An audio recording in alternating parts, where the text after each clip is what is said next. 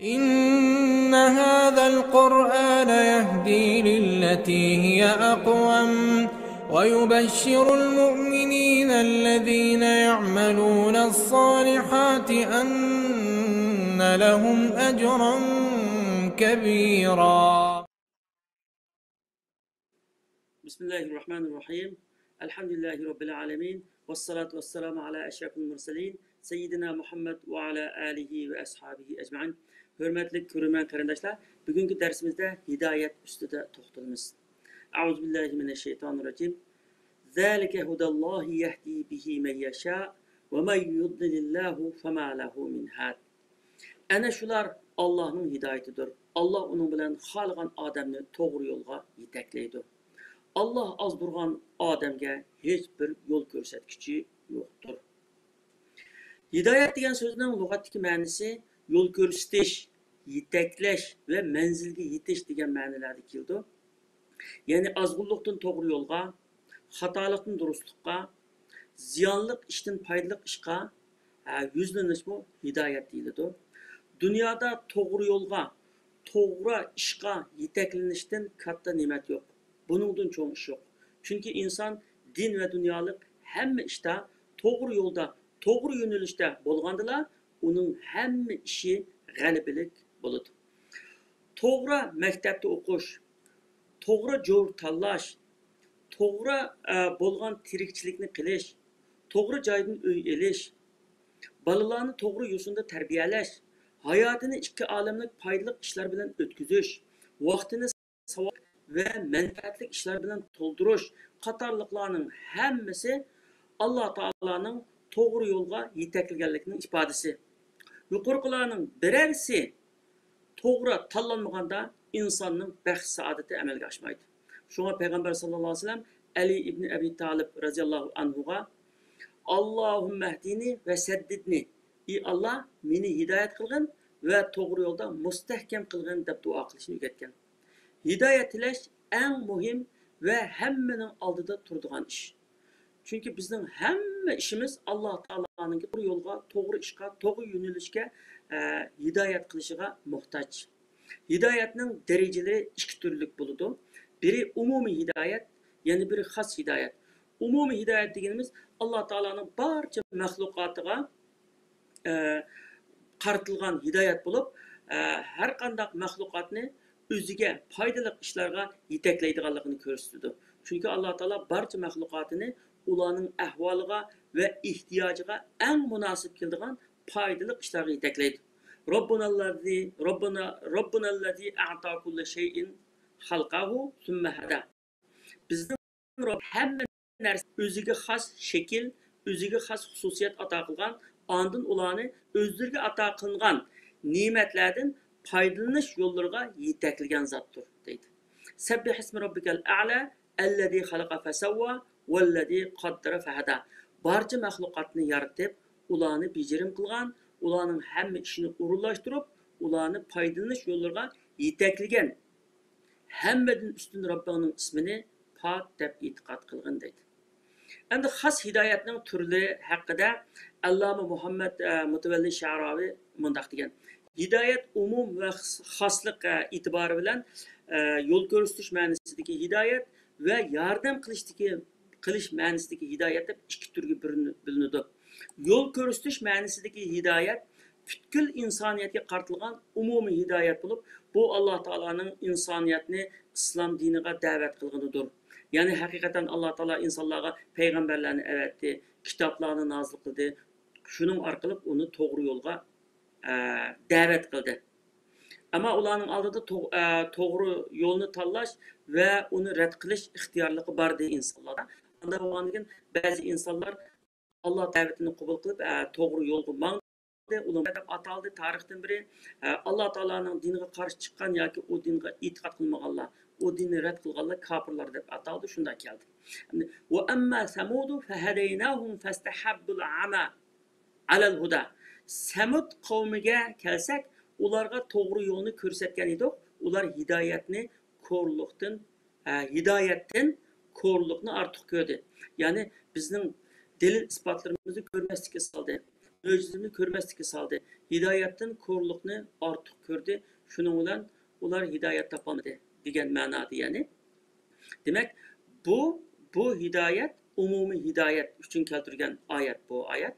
Endi yordam qilish ma'nosidagi hidayət mu'minlarga xos bo'lgan hidayət bo'lib, Alloh taolo haqdan qilgan mu'min bandalarga yordamlarni to'g'ri yo'lda mustahkam qildi. Ularning hidoyatini oshirdi, taqvolikni kuchaytirdi. وَالَّذِينَ اهْتَدَوْا زَادَهُمْ هُدًى وَآتَاهُمْ تَقْوَاهُمْ. Hidayət tapqanlarga Allah hidayətni ziyoda qildi va ularni taqvolikqa muvaffaq qildi deydi. Endi hidayət, yəni mahiyət cəhətdən ikki turga bo'linadi. Hidayət-i tavfiq, hidayət-i irşad. Yəni muvaffaq qilish ma'nosidagi hidayət və yo'l ko'rsatish ma'nosidagi hidayət. Endi to'g'ri yo'lga muvaffaq qilish ma'nosidagi hidayət faqatla Alloh taolaning ilkida. Alloh taolaning qo'lidan keldi. Bu hidayət boshqasining qo'lidan kelmaydi. Ya payg'ambarning, yoki da'vatchilarning, yo ulamolarning hech kimning qo'lidan kelmaydi. Allohning qo'lidan keldi. Bu hidayət to'g'ruluq Alloh taolo deganki, payg'ambar sollallohu alayhi vasallamga innaka la tahdi man ahbabta walakinallohu yahdi man yasha va huwa a'lamu bil muhtadin. Ey payg'ambar, shaksizki sen xohlagan odamingni hidayət qila olmaysan. Lekin Alloh o'zi xohlagan hidayət qildi. Allah hidayət tapışlarını obdan biladi. Yani bu muvaffaq qilish ma'nosidagi hidayət. Bu Allohning qo'lidan keldi. Ama to'g'ri yo'lga yetaklash ma'nosidagi hidayət payg'ambarlarning va ularning varislari bo'lgan ulamolarning, da'vatchilarning va har qanday kishining qo'lidan keladigan hidayət. Endi bu to'g'ri yo'lga yetaklash va to'g'ri yo'lga da'vat qilish ma'nosidagi hidayət. Da'vat qildi, uniga muvaffaq bo'lamdi, bo'lmamdi, o o'zining ishi va Allohning taqdiridagi ish.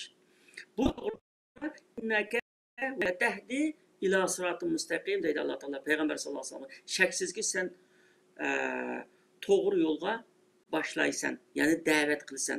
Muvaffaq qilish ma'nosida emas, to'g'ri yo'lga sen boshlaysan kishilarni, to'g'ri yo'lga da'vat qilsan.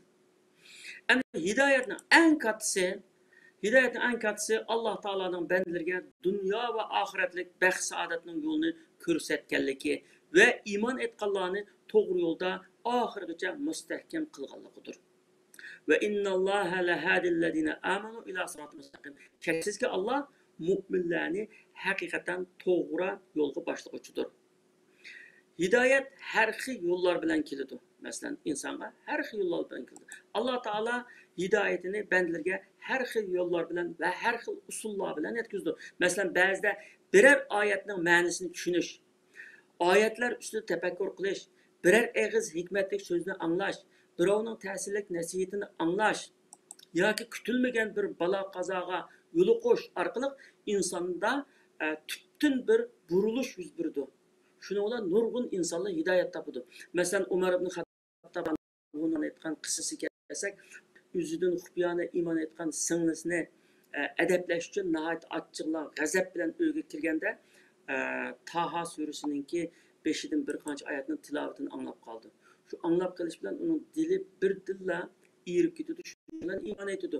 Demak, Umar ibn Xattobning iymon etishiga shu oyatning ma'nosini tushunish, shuni anglash sabab bo'lib qolgan. Endi Alloh taolo ba'zida tafakkur qildirish orqali hidoyat qildi. Masalan, Ibrohim alayhissalom kecha, oy, kunduz qatorliq narsalar ustida izlangan, tafakkur qilgan, shuning bilan uning hidoyati oshgan, iymoni texnik kuchlangan. Alloh taolo maxluqotiga yo'l ko'rsatganda ularni salomatlikka elib bordi. Har qanday maxluqotni salomatlikka elib bordi. Masalan, bir biologiya olimi bunday deydi. Bir buvoqning kamtuk tug'ilish ehtimoli uning bejirim sog'lom tug'ilish ehtimolidan albatta cho'ng. Chunki buvoqning shakllanish jarayonida har kuni ma'lum miqdordagi hujayralar ma'lum joylardan yo'tkilib, o'zgarib turish orqali o'z vazifalarini o'rindash iqtidoriga keladi. Halbuki bu hujayralar o'zlarining nima ishlarni qilayotganligini bilmaydi deydi. Chunki biologiya mutaxassislari aytganda bizni maydonga keltirgan narsa hujayralar, ya'ni her bir hujayrada bo'lgan moddalar bizning vujudimizning shakli, ko'zimizning, chechimizning rangi, egiz pakar bo'lishimiz, chiroyli ko'rimsiz bo'lishimiz qatorliq o'zgarishlarimizni shakllantirdi. Hujayralardagi eng oddiy buzuqlik, xatolik buvoqning kamtuk tug'ilishiga sabab bo'ladi ekan. Hujayralar ko'p hollarda ishlam xatoliklarga uchrab turadi ekan va orqadanlar tuzilib turadi ekan.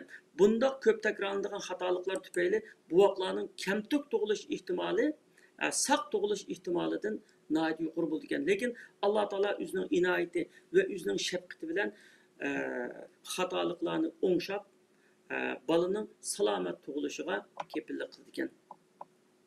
Endi ba'zi insonlar bu saq tug'ilish, sağlam tug'ilish tabiatning taqozosi, hammasi shunday bo'ldi deb aytish mumkin. Agar shu saq tug'ilish tabiatning taqozosi bo'ladigan bo'lsa, ba'zi kamtuk insonlar va mayib insonlar bo'lmasa bo'ladi. Alloh taolo ashuna kamtuk va mayib insonlarni yaratish orqali sağlam tug'ilish tabiatning taqozosi emas, Alloh taolaning irodasi va qudrati. Sen bu başqalardek mayib tug'ilishing mumkindi, lekin seni men salomat bejirim holda dunyoga keltirdim demakchi, ya'ni. Demak, insonlarga shunda bir dars bermoqchi. Agar hamma ish tabiatning taqozosi bilan bo'ladigan bo'lsa, xuddi zavoddan chiqqandakla insonlarning hammasi o'xshash, hammasi saq-sog'lom bo'lgan bo'ladi. Lekin dunyoda ko'ryapmizki, nurg'un insonlarniki har xil mayibliklarni ko'ramiz. Mayib tug'ilganlarni ko'ramiz, boshliq bolalarni tug'ilamiz, ko'ramiz mesela. Bularning hammasi tabiatning taqozosi emas, tabiatning qonuniyati emas bu. Faqat Alloh taolaning irodasi ekanligini ko'rsatdi. Demak, endi Alloh taolaning hidoyati, yo'l boshlashi eng kattasi insonlarni dunyo va oxiratning saodatiga, iymon va islomga hidoyat qilishdan boshlab, eng oddiysi insonlarning salomatligini saqlashiga va insonlarningki xotirjamligiga yo'l ko'rsatish va shularni to'g'ri yo'llarga yetaklash va o'ziga foydali ishlarga boshlashdan tortib hammasi Alloh taoloning insonlarga bo'lgan shafqatining bir ifodasi. Alloh taolo hammamizni hidoyat ustida mustahkam qilg'ay. Amin. Hurmatli ko'ruvchi qarindoshlar, darsimiz bu yerda oxirlashdi. Keldigan hafta shu soatda bir bo'lish umidi hammanglarni Allohga topshirdim. Aman bo'linglar. Vassalomu alaykum va rahmatullohi va barakatuh.